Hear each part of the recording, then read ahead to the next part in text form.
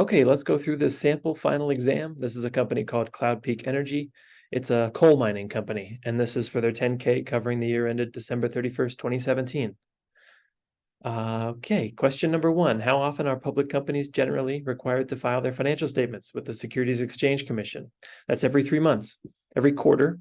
So a quarter of a year is 3 months. Every quarter they do a 10Q, Q1, Q2, and Q3. And in Q4, they file a 10K. So every quarter of the year, we'll see financial statements.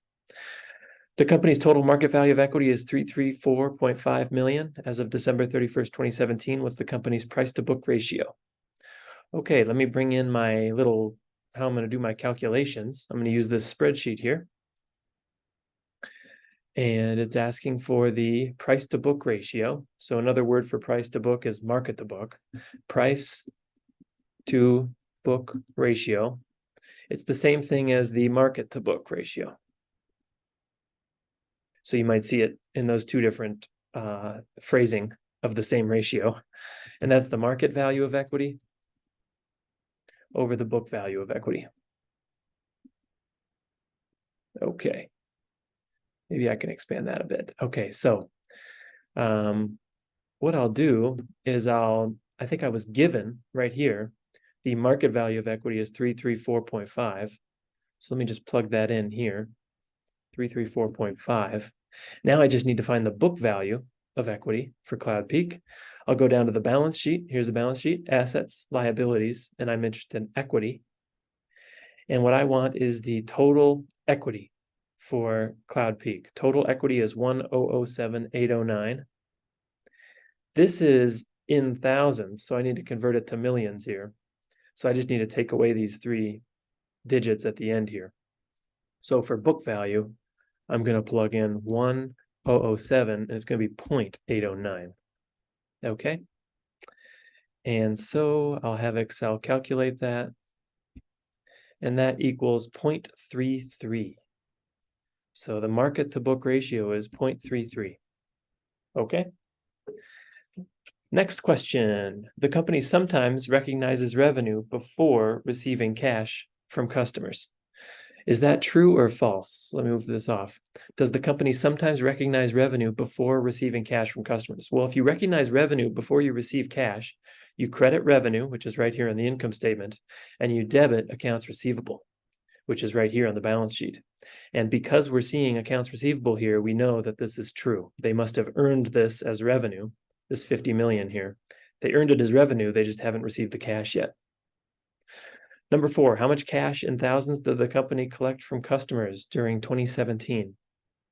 Okay, so for the year ended December 31st, 2017, what we'll do is we'll map out this accounts receivable T account. Let's see if there's deferred revenue.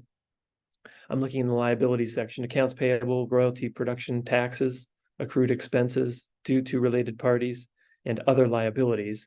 I don't really see deferred revenue. We'll see if there's anything further on these other liabilities, though. I'm going down to the footnotes to see if there's anything about these other liabilities. Leases, equity method investments, senior notes, income taxes. Commitments and contingencies. I don't see anything about these other liabilities. So I'm going to assume the company has no deferred revenue. So what I'll do is I'll just kind of map out the accounts receivable T account. So there's the T account. We'll make it look like a T. How about that? We'll say it's got a beginning balance. Now, what I'm seeing is no allowance for doubtful accounts either. So this T account has a beginning balance of 49,311 and an ending balance of 50,075. And I don't think I remember seeing anything about an allowance. So it doesn't say it's net. You know, sometimes it'll say comma net, but this time it doesn't say that. And when I go down, I don't think I see anything about an allowance for doubtful accounts. Coal sales, which could make sense, I suppose, if they've just got high credit quality customers. So I don't see anything. Allowance for doubtful accounts. Here it is. We determine an allowance for doubtful accounts based on the aging of accounts receivable, historical experience, and management judgment. We write off accounts receivable against the allowance when we determine our balance is uncollectible. Based on our assessment of the above criteria, an allowance for doubtful accounts was not required as of December 31st, 2017 and 16. So there is no allowance. So good, I'm glad we checked that out just to make sure. So now we know that this accounts receivable account is pretty simple. It increases with revenue. It decreases with cash received. Let's just say cash collected. So all we need to do is plug in revenue and we can solve for cash collected. So let's go find revenue, which is on the income statement. Here it is, 887,706. And now we'll just solve for cash collected. So we'll take 887,706. We'll add this number here and subtract this number here. And I'm getting 886,942. So that's what I'll plug in for my cash collected answer. 886,942.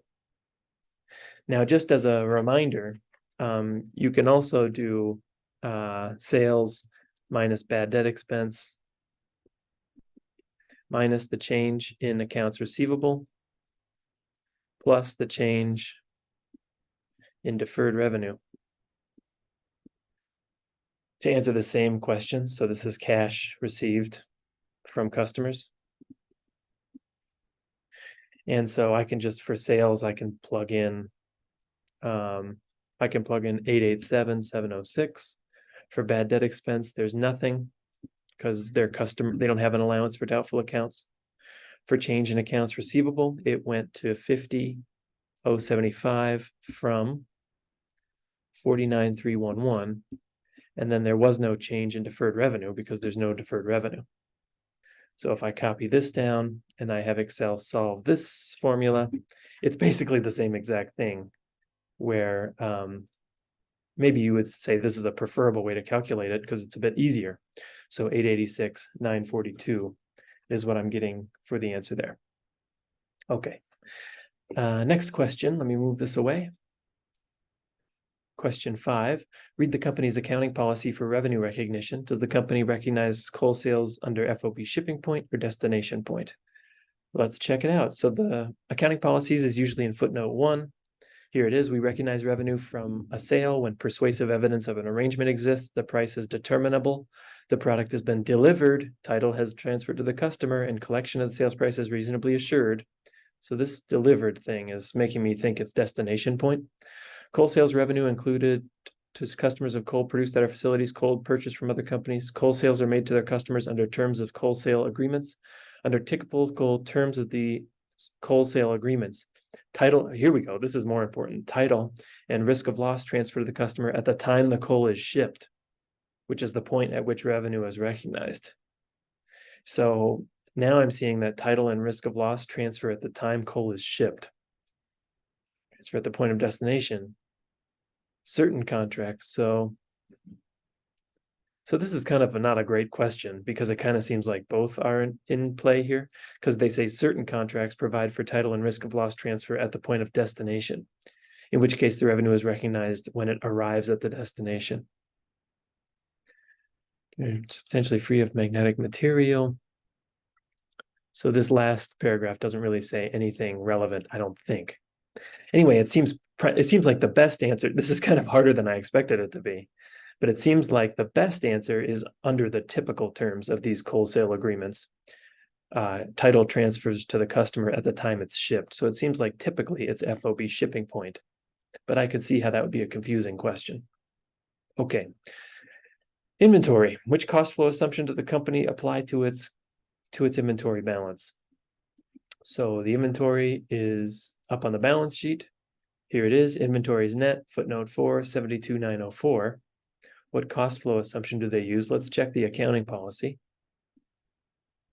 We state inventory, coal stockpiles that may be sold in their current condition or may be further processed at the lower of cost or net realizable value.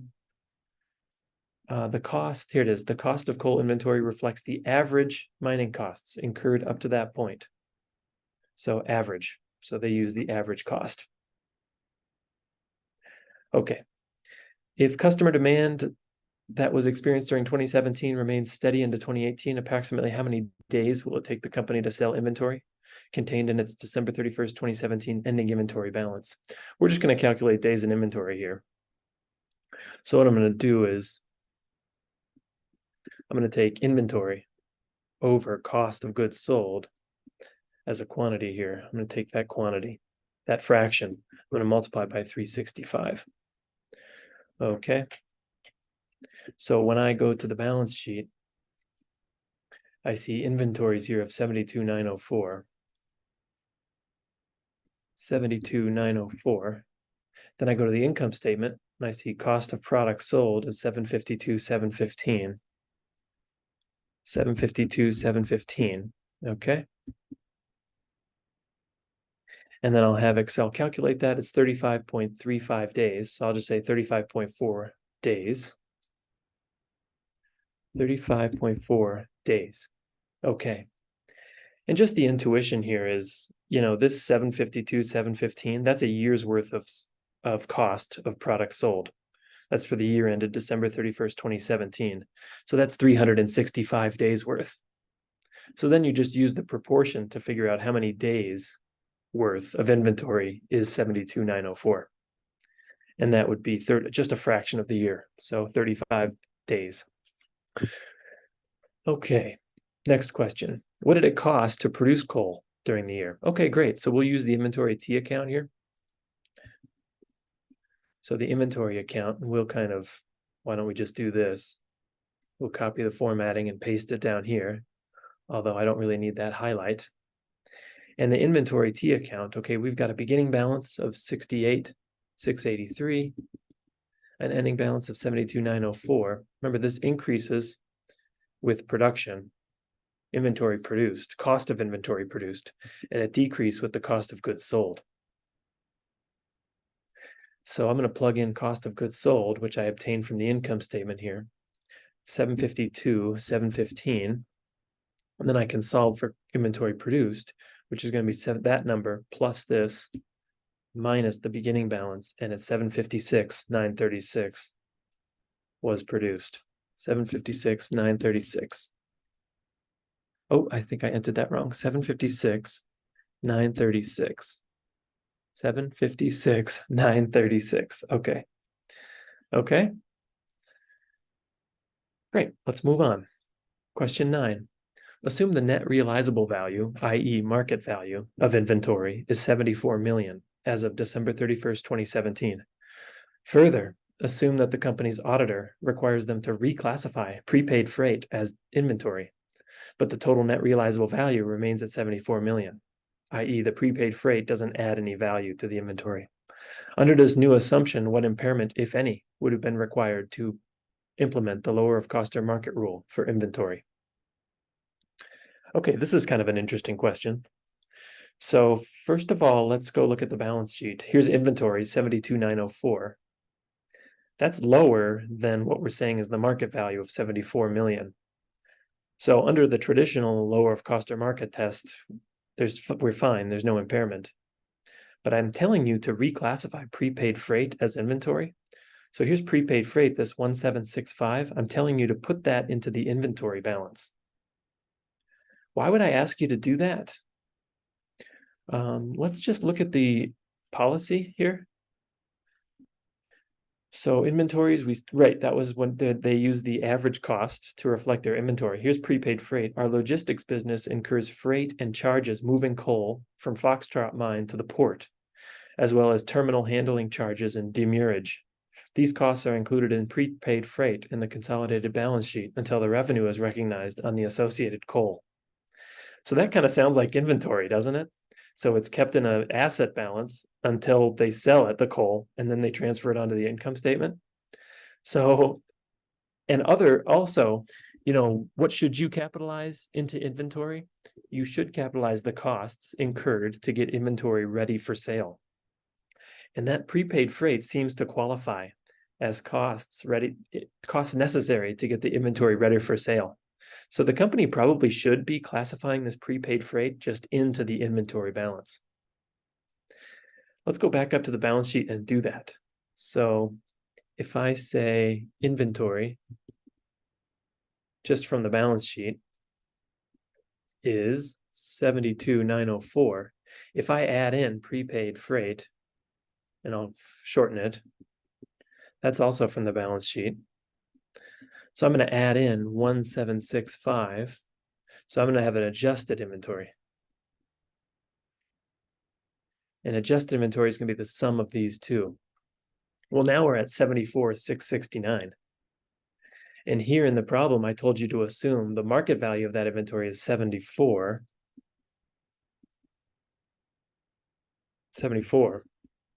So you can see that I can't have inventory on my balance sheet for 74,669 if its market value is only 74 million here. So I need to do an impairment for the difference. And we could have Excel calculate this, but it's not that hard. It's 669. So now I need to record an impairment of $669,000. Okay, interesting. Yeah, it's easier to pass a lower of cost or market test if you put inventory costs that should be in the inventory balance and put them somewhere else. Then you're more likely to pass the lower of cost or market test. But your auditor might bust you and say, no, that prepaid freight is part of your inventory balance. So when you do the lower of cost or market test, you need to add those costs into the total cost of inventory. Okay, moving on. Number 10, assume the company depreciates buildings and improvements on a straight line basis. What changes could the company make to its useful life and salvage value assumptions to decrease depreciation expense? Okay, so straight line depreciation equals the cost minus the salvage value over the useful life. Okay, so what could they do to decrease depreciation expense? If I want to decrease this fraction, I could increase the salvage value or increase the useful life. And doing either of those will decrease this fraction. So if I increase the useful life or increase the salvage value, that's going to decrease depreciation expense. Okay, the company performs an impairment analysis over its property, plant, and equipment balance. Suppose management estimates the fair value of property and equipment is 1.2 billion. If true, should they have recorded an impairment to comply with PP&E rules? There's not enough information. So property, plant, and equipment, the book value right here on the balance sheet is 1,365,000,000. I'm telling you the fair value, which is equal to the discounted future cash flows that PP&E is going to generate is 1.2 billion. But that's not enough information because if you remember, the PP&E impairment test has two steps to it. First step is we compare this book value to the undiscounted future cash flows. And if the undiscounted future cash flows are smaller than the book value, then we'll impair that book value to fair value or discounted future cash flows, which is 1.2 billion. But here in question 11, we don't have enough information because we don't have the undiscounted future cash flows given to us. And so we can't do step one. Okay. Next question, number 12. Suppose the company plans to sell some office furniture from its corporate offices. Is cash received from selling office furniture an operating, investing, and financing cash flow? That's an investing cash inflow. So it's selling PP&E. Office furniture is a long-lived asset for most companies. So if we sell it, we're just selling some of our PP&E. And that's an investing cash inflow. Okay, the company uses the indirect method to present their cash flows from operating activities, compute the missing value for accounts receivable to complete the reconciliation between net income and net cash provided by operating activities. Okay, so let's go to the statement of cash flows. Here we're converting net income into operating cash flow. And we're missing the change in accounts receivable here. And that's simple. We just subtract changes in our operating assets. So let's bring the spreadsheet, go to my balance sheet. Here's the accounts receivable balance, change in accounts receivable equals 50,075 minus 49,311. So the change in accounts receivable equals 764. It went up by 764. But remember, to convert net income into operating cash flow, we subtract changes in our operating assets. So we're going to subtract that 764. And the reason we do that is if inventory went up, okay, if the accounts receivable balance went up, that means we included some sales that increased net income, but we didn't receive that cash yet. So we need to subtract that increase to convert net income into operating cash flow.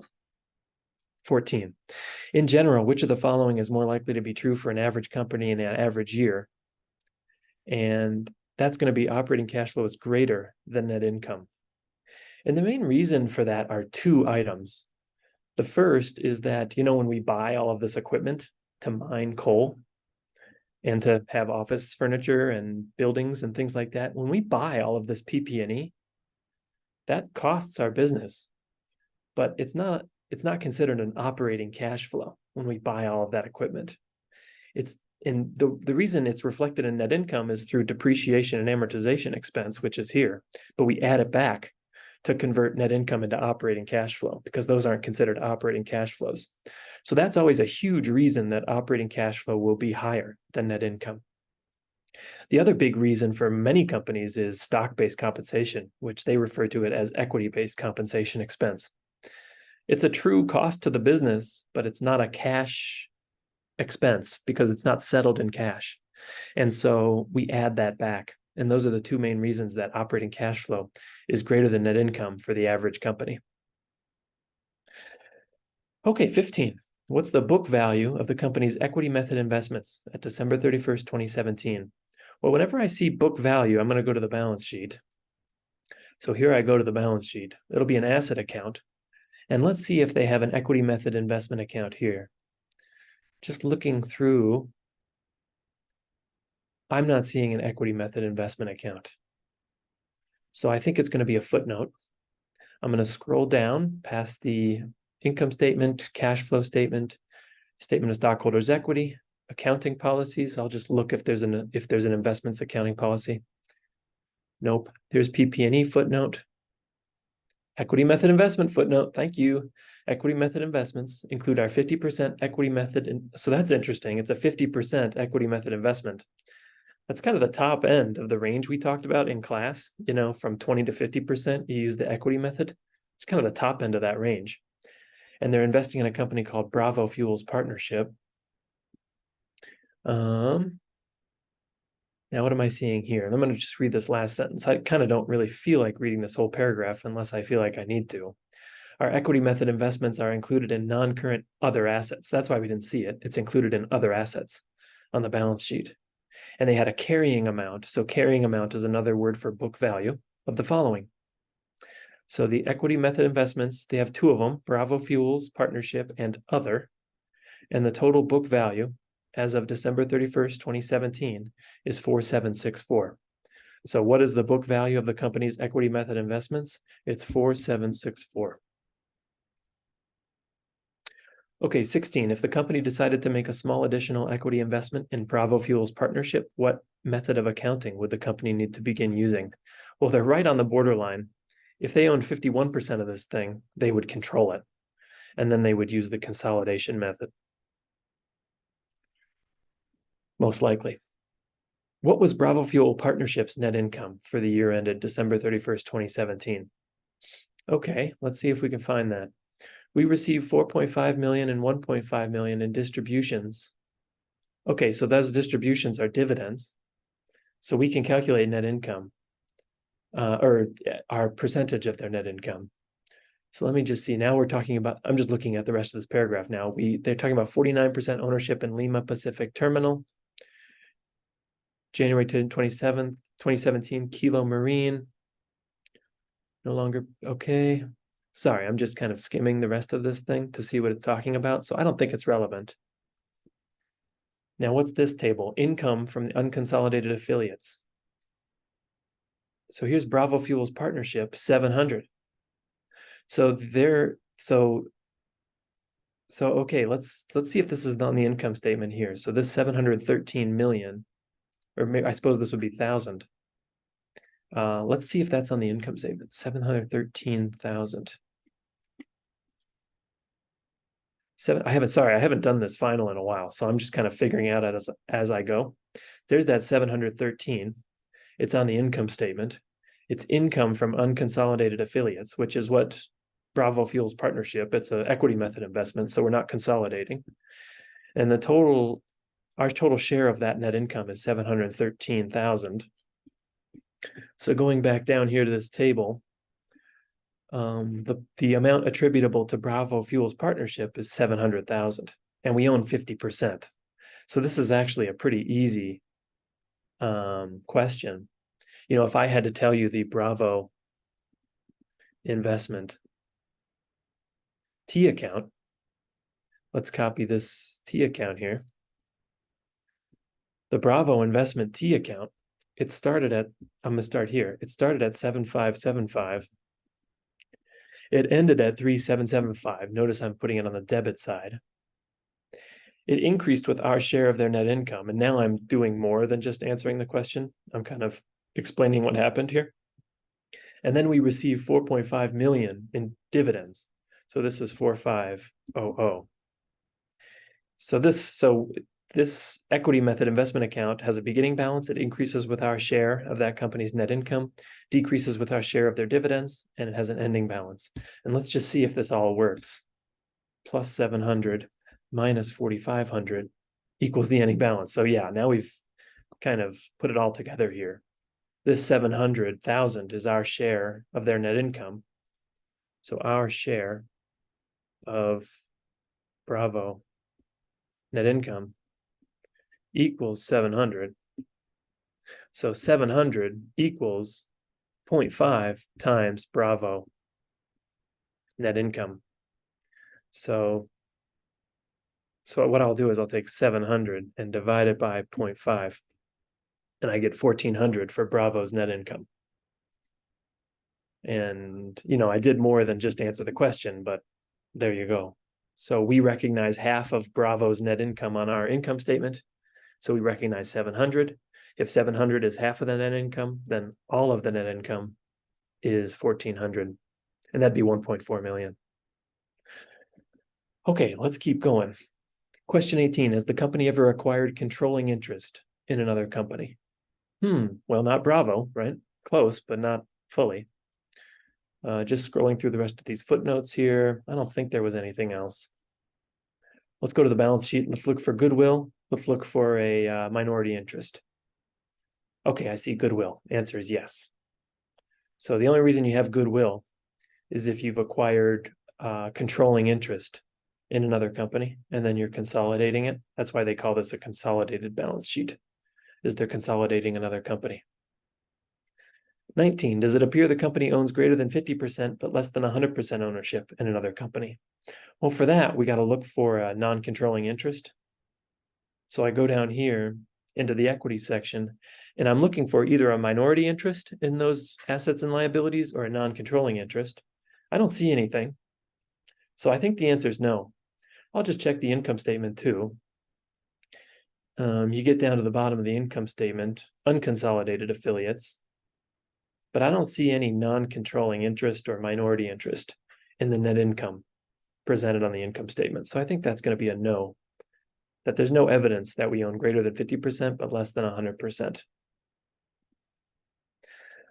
Okay, if the company invests in the bonds of Apple, what factor will determine how the company will account for that investment? Bonds is a debt investment, so what management has to decide is the length of time they plan to hold the bonds. Is it a short period of time, a medium period of time, or are they going to hold it to maturity? 21, suppose the company wants to invest in the bonds of Apple, but does not want changes in the bond's fair value to affect net income until they sell their investment. What accounting classifications will meet this criteria? That's going to be the held to maturity and available for sale methods. So held to maturity, we just hold the investment account at cost. We ignore changes in fair value until we sell the investment. Available for sale, we do hold the investment account at fair value, but unrealized gains and losses are deferred in accumulated other comprehensive income until sale. And then only when the investment is sold are those gains and losses transferred out of accumulated other comprehensive income and equity account into net income. So those two. The trading method, as gains and losses occur, it just goes straight into net income, even while you're still holding the investment. Okay, 22, long-term liabilities. Were the 12% second lien senior notes issued at a premium, discount, or par? Let's go. Let's go to a footnote here. Senior notes consisted of the following. So I assume we'll find this on the balance sheet, 405,266. Let's just go make sure. It says carrying value, so I'm pretty sure. 405,266. Go to the balance sheet. Under liabilities, here it is, senior notes, 405,266. So that's book value. Let's go back down here. Where were we? Here we are. 405,266. Were these issued at a premium? So now we want to know about the 12%. Here's the 12%. Book value is 349,715. Principal's 290,366. These were issued at a premium because the book value is greater than face value. We can also observe the change in the book value. So the principal stayed the same from last year, 2016, to this year, 2017. But the book value went down. It's going down towards face value. So that's another way we know it was issued at a premium, and now the book value is amortizing towards face value. 23, what was interest expense on the 12% second lien senior notes for 2017? Okay. So interest expense, we're going to figure it out. I recommend figuring it out using this journal entry. We're going to recognize interest expense each year. We're going to pay a coupon payment each year. And then we're going to either debit or credit the debt account to amortize it to face value. First, I'll fill in the coupon payment here. The coupon payment, it's a 12%. Principal is 290,366. So this is going to be 0.12 times 290,366. And that's, 290,366. That's a high coupon rate. If you remember some of the other bonds we've seen in class, this is a pretty high coupon rate. Anyway, I'm seeing the coupon payment of 34,844.92. And now the debit or credit to the debt account is what I'll fill in next. First, let me figure out what it must have been. I think it must have been a debit because I'm seeing the book value go down from 358 to 349. So the way to make a liability go down is to debit that liability account. Remember, that's a liability account. This is an income statement account. And cash, of course, is an asset account. So the debit will go over here, and it's 358,217 minus 349,719. And that's 8,498. And now we'll just calculate interest expense as the missing piece to this journal entry. And it's 26,345.92. So 26,345.92 interest expense. Okay. 24. If on January 1st, 2018, the company wanted to raise capital by issuing additional senior notes with the same remaining terms at the 6.375% senior notes, would the effective interest rate be higher or lower than that of the issuance of the 6.375 senior notes? Okay, so these 6.375 senior notes, they have a book value of 55, a fair value of 45. So now the fair value has dropped below the book value. The way that that happens is that the effective interest rate must have gone up. So we've got a higher effective interest rate now than we had at the issuance of those notes. That's why the fair value is lower. And, another way of saying that is if they reissued, so if they took the remaining terms that they have on this bond and they reissued it, they redeemed what they have now and they reissued this bond, they would only raise 45.9 million if they tried to reissue that today. And the reason is that the effective interest rate is higher. Okay. Leases. The company had not yet adopted the 2019 change in lease accounting standard. What was the book value of equipment under operating leases? Yeah, so this balance sheet, December 31st, 2017, this is before the 2019 accounting standard change for operating leases. So operating leases don't go on the balance sheet prior to 2019. So their book value is 0. But when the new leasing standard takes effect, what will be the effect of the standard on the following captions? So we're now going to put those assets on the balance sheet. It's going to increase assets. We're also going to put those liabilities on the balance sheet. It'll increase liabilities. But the accounting treatment on the income statement is the same. So there will be no effect to the income statement. 27, use the annual interest rate implicit in the company's capital leases to estimate the book value of the capital lease obligation as of December 31st, 2017. You may assume that the future payments for capital leases will occur on December 31st of each future year. So is there a capital lease liability on the balance sheet? Accounts payable, accrued due to related parties, other liabilities maybe? ARO. Other liability, it's probably in other liabilities, isn't it?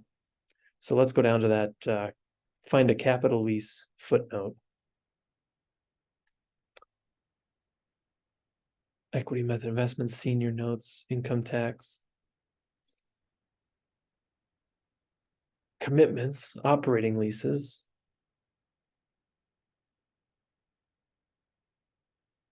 So those are occupy facilities under equipment, under operating leases. I think I'm talking about capital leases though. So let's see if I can find the capital leases. Stand by. Sorry, I should have, I'm just going through this exam fresh. So you're seeing, what it would look like if I took this exam. Okay, I think I just found it. What footnote is it? It's in the PP&E footnote. So that's where the assets are kept. So let's see. Our capital lease equipment lease obligations are included in other liabilities, just as we thought. Future payments for these obligations are as follows. So here's the future payments. The annual interest rate implicit in the capital leases is 3.45%. So what I'll do, and this is going to be easier for me because I have Excel, but I'll do 2564, 1694, 854, and 28. Those are the future payments. This one occurs 1 year from now. So I'm going to divide it by 1.0345. And I'm raising the denominator to the power of 1. And then this next payment, I'm going to divide it by 1.0345, but that denominator is raised to the power of 2. The third payment, I'm going to divide it by 1.0345 raised to the power of 3. And the fourth one divided by 1.0345 raised to the power of 4. And now I'll add them together. So I apologize. I've got an advantage here because I'm using Excel, but I'm getting 4857. Use the annual interest rate to estimate the book value. Book value is just the present value of the future payments, discounted at the effective interest rate, which is 3.45%. So I'm going to get 4857 for the answer to that question. Okay, so let's keep going. Suppose the company is expecting to record interest expense of $168,000 during 2018, so next year, related to its capital leases. What amount will be recorded as amortization of the lease obligation during 2018? Okay, so $168,000 is interest expense. Let me just show you the, it's going to look a lot similar to this journal entry. We're going to debit interest expense. And that's, let me just remember, that's for 168. We're also going to debit the lease obligation and credit cash. And the reason I'm going to debit the lease obligation is because you can think of leases as a bond with a book value with a face value of 0, because at the end of the lease we don't make a big balloon payment like we do for a bond. We make the maturity value or face value payment at the maturity of a bond. But for a lease, we just stop making payments. So it's like a bond with a 0 face value. So book value is amortizing towards face value, which is 0. So we're just going to be amortizing this book value, this lease obligation here, towards 0. And it's a liability, so it goes down with a debit. Anyway, the cash payment next year is 2564. So now we can calculate the debit is going to be quite significant. The debit to lease obligation, I think, is going to be 2396. So it's going to go down by quite a lot. 2396. Just next year, it's going to do that. Okay. 29. The company is currently defending itself in a climate change lawsuit brought by the government of California. As of December 31st, 2017, the company has not recorded a liability. In connection with the lawsuit, what two criteria dictate when a company will be required to record a liability? I just note this is probable and reasonably estimable. This is just a theory question. But I can just kind of show you some things on the balance sheet. So under the liability section of the balance sheet, they've got this label for commitments and contingencies, which is there's no value there. It's zero. But what they're telling you is that there might be some unrecorded liabilities. And if you want to know about those potential liabilities, go to note 17. And I don't know if I gave you note 17 or not, 15. 17, commitments. Yeah, so here's that California litigation. I'm not going to read it because we don't need to, but obviously they concluded that they didn't need to recognize a liability, either because it wasn't a probable future loss or it wasn't estimable, one of the two, or both. Okay, question 30. What was the company's effective tax rate? Okay, effective tax rate is, you can get on the income statement. Sometimes the company will disclose it, but I'll just calculate it. So let me bring my spreadsheet here. So the effective tax rate, or ETR, is tax expense over pre-tax income. So on the income statement, tax expense, let's see, income tax benefit or expense. Oh, geez, they've got a benefit. So this is a little weird, okay? So they've got negative tax expense. This is confusing. Okay, this is a tough one. So tax expenses, it's actually a tax benefit. So tax expense is negative 29,470. And pre-tax income is negative as well. Income or loss before income tax provision is 36,822. So 36,822, and that's negative as well. Sorry. So this is kind of an odd company in terms of income taxes. So this might be a tough section here. But if I have Excel calculate the ETR, that's at 80%. So this is very odd. Okay, this is a company with an 80% effective tax rate. So I apologize for this slightly strange company. This is unusual. I apologize to the students who had to take this final a few years ago, because this was a tough one. This section here. The company operates in U.S. states that assesses income taxes in addition to those assessed by the federal government. Does this arrangement result in a permanent or temporary book tax difference? That's a permanent difference, because those state taxes, it's not like it's a temporary timing difference. It's not like you pay state taxes this year and then you get it back next year. That's not how it works. You just pay state taxes every year. It's a permanent arrangement. The other way you can know it's a permanent difference is if it appears on the reconciliation for the ETR.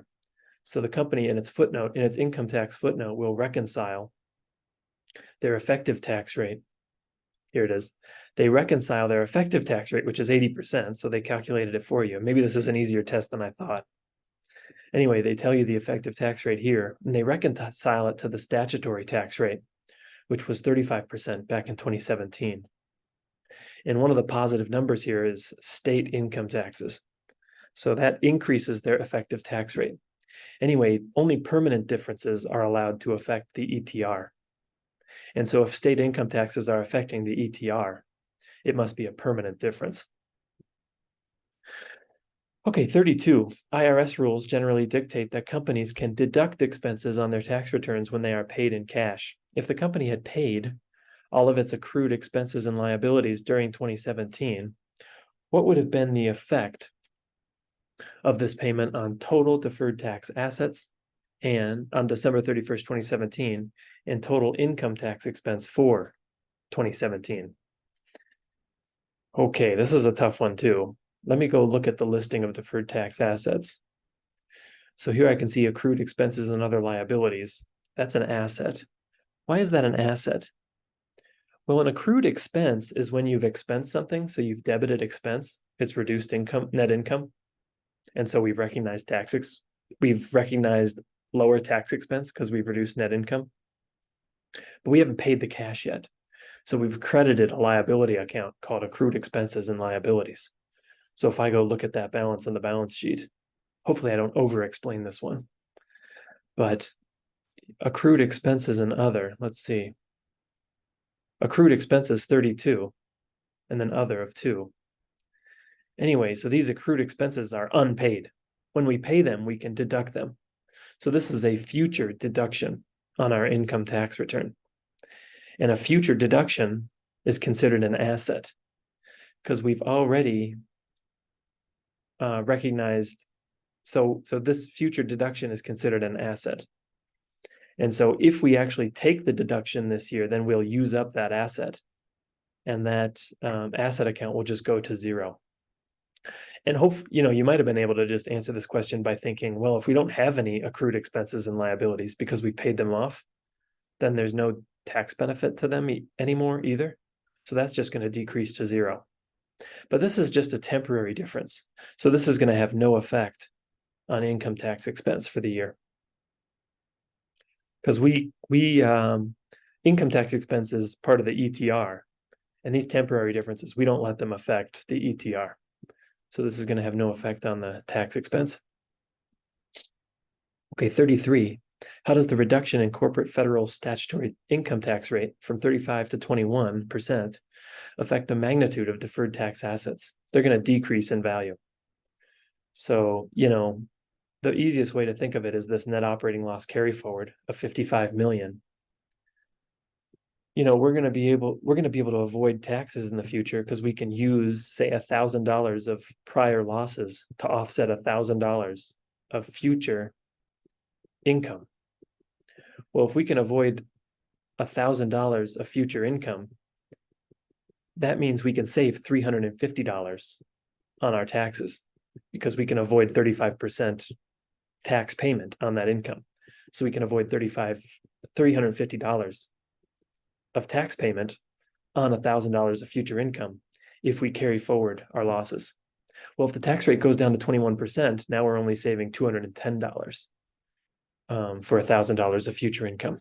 So what I'm saying is the value of these assets is lower when the statutory tax rate goes down. So they decrease in magnitude. So if in a future earnings announcement, management unexpectedly reduces the deferred tax valuation allowance to zero, would you expect the stock price to go up or down in reaction to that announcement? So this valuation allowance is reducing the assets because management doesn't think they'll be able to use all of these deferred tax assets. So they have a valuation allowance to reduce the value of the assets on their balance sheet. Well, if they reduce this to zero, now deferred tax assets go up because management is saying we're going to be able to use these now. So the stock price is going to go up. Also, net income is going to go up because this is a credit balance here, this 52 million, that's a credit balance. When they debit this account, they're going to credit income tax expense. And that credit on the income statement is going to increase net income.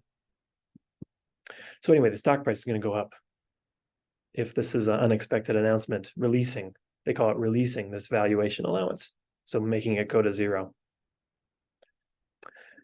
Question 35, the increase in shares outstanding. Ooh, okay, let's check that out just so we can see what old Henry is talking about here.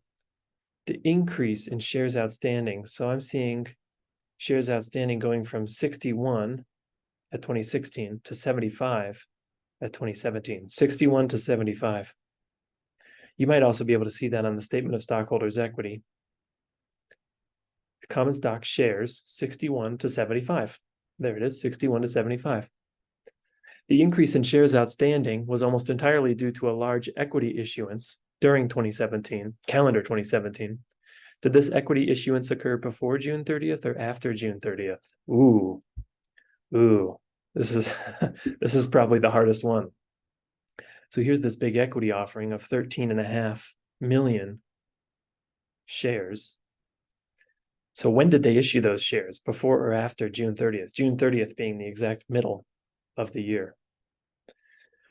So I don't think they disclose this anywhere. I'm assuming they don't. Let's see. I don't remember seeing anything about the share issuance. So the only way to figure this out is to use something on the income statement. This is the tough one. So you go to the income statement and they calculate earnings per share. So net income was negative 6639. Net income per share is negative 0.09. So it's negative 9 cents per share. And the denominator of earnings per share is something called weighted average shares outstanding. Weighted average shares outstanding. And you can see it's 72,907. It's somewhere between those two beginning and end of year. So it went from 61 to 75. You can see average shares is 72, and it's the weighted average shares, meaning it takes into account when the share issuances occurred. So let me just give you an example. For example, if this share issuance occurred on the first day of the year, those new shares would have been outstanding the entire year. Okay? Those new shares would have been outstanding the entire year. In other words, the company essentially would have 75 million shares outstanding for the entire year, and 75 million would be the denominator of earnings per share.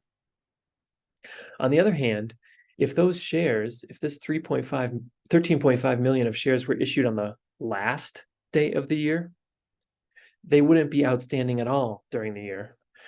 There would be 61.5 million shares outstanding for almost the entire year. And 61.5 million would be the denominator of earnings per share. Okay, so that's the intuition. So to answer this question, we can see that the 72.9 is very close. 72.9 is very close to the end of year balance, 75. In other words, these shares must have been outstanding for the majority of the year, almost the entire year. So the issuance must have been before June 30th for those shares to be outstanding for almost the entire year. That was a tough one. Okay, 36. What was the average price per share the company paid to repurchase shares it holds in treasury as of December 31st, 2017? So we're interested in the shares it holds in treasury, not the additional repurchases during the year. Were there any repurchases during the year? Post-retirement benefit, net income, equity offering, common stock withheld, restricted stock issuance. I'm actually not seeing any repurchases during the year. Anyway, let's go to treasury stock at cost. Yep, they didn't repurchase any because they've got 477, and this is in thousands, 477,000 shares at both the beginning and ending of the year. So let's see, price per share equals total cost divided by total shares. And since they're in thousands here, I'm just going to keep them in thousands. The total cost is right there. It's the debit in the treasury stock account. It's 6,498. And the total shares is 477. And so the average price per share they paid is $13.62. 13.62. Great. 37. Suppose that at the beginning of 2018, the company decides to sell all of its treasury shares back into the market for less than what it paid to repurchase them. What would the effect of this transaction on total assets, total equity, and net income? Okay, if they, should we do the journal entry for this? We're going to sell. So let me just reveal the problem again. At the beginning of 2018, the next year, the company decides to sell all of its treasury shares back into the market for less than what it paid. So we're going to sell shares. So we're going to debit cash because we're still getting cash. We're just getting less than what we paid. Treasury stock has a debit balance. We're going to have to credit treasury stock. That's an equity account. So let me just turn it into euros. That's fine. Let's just leave it. So that little euro number, the euro symbols means equity account. Okay. And then, so we're going to get rid of this account balance, this 6498. Say we sell it for a loss. Let's just assume we sell it for 6400. Okay. So we're going to need an additional debit here. And this debit, let's just say, goes to APIC, typically. So that's going to be for the difference here. You don't need to do this journal entry to answer the problem, but it's going to be helpful. So anyway, total assets is going to go up because we're going to receive cash. Total equity is also going to go up because we're decreasing treasury stock, or we're crediting treasury stock, which actually increases total equity because we're crediting total equity. And it's offset by this debit, but still the net effect is a credit to total equity. So total equity goes up. But then transactions with our treasury stock, they don't affect net income. So this was a loss, right, on the resale of our treasury stock, but that doesn't go on our income statement. That just goes into a different equity account called additional paid-in capital. Okay. What was the amount of dividends declared by the company during 2017? Declared. So to get declared, we're not going to go to the cash flow statement because that shows you how much dividends were paid.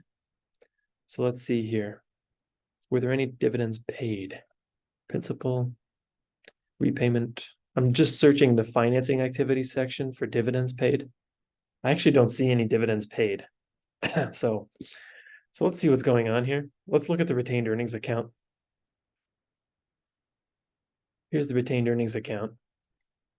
It went from, there's an easier way to do this. I'll do it the hard way first. So the retained earnings account, let me copy my T account formatting. I'm going to do it the hard way here.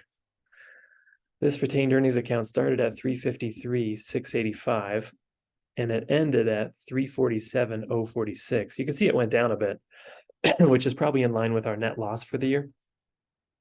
So let's go to our income statement here. And our net loss for the year was 6,639. So that loss is going to decrease net income. 6,639 goes here.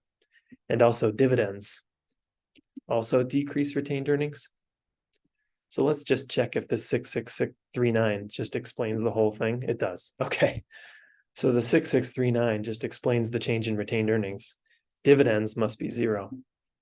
Dividends declared must be zero. So zero. Now, the easy way to answer this question is just go to the statement of stockholders' equity. And the retained earnings, dividends declared would have been in this column. You can see only net income is affecting the retained earnings account this year. No dividends declared. 39, does the company offer stock-based compensation to its employees? Yep, equity-based compensation expense, 6803. Answer is yes. You can also find that in the statement of stockholders' equity. Cash flows from operating activities converted to cash from operating activities, 11,730. And you can see that's a slightly different number, probably because we got some other items offsetting it. Okay, so we're going to just be okay with the fact that this amount is different from the cash expense. Okay, last, because we don't need it to answer this question, number 39. The company's total market value of equity was 334.5 million as of December 31st, 2017. What's the market value per share on that date? Well, we just need the shares outstanding. So 334.5 million. So price per share equals market value of equity over shares outstanding. And it was 334.5 was the market value of equity. 334.5. And was that in millions? That was in million. I'm afraid this is going to be in thousands. So I need to do 500 to put it in thousands. So to get shares outstanding, you can either go to the statement of stockholders' equity, 75,167. This is in thousands. Or you can go to the balance sheet. And there it is, 75,664. And this is in thousands. So 75,664 is shares outstanding. 75,664. I'll have Excel calculate that for me. $4.42. Okay. Great. Well, I'm really hoping I got the answers right on this final. If not, that's a problem. But hopefully these are all right. I'm going to submit the quiz. Let's just make sure, see if I need to re-record this video with the correct answers. And what did it say? Does it say what I got on it? Doesn't say what I got, does it? This is a preview. Did I get the right answers? Let's see if anything is red. I'm just really hoping. Really hoping. Got the right answers. Oh, good. I got 40 out of 40. Good for us. Okay. Well, hope that video was helpful. And I'll see you again soon. Bye-bye.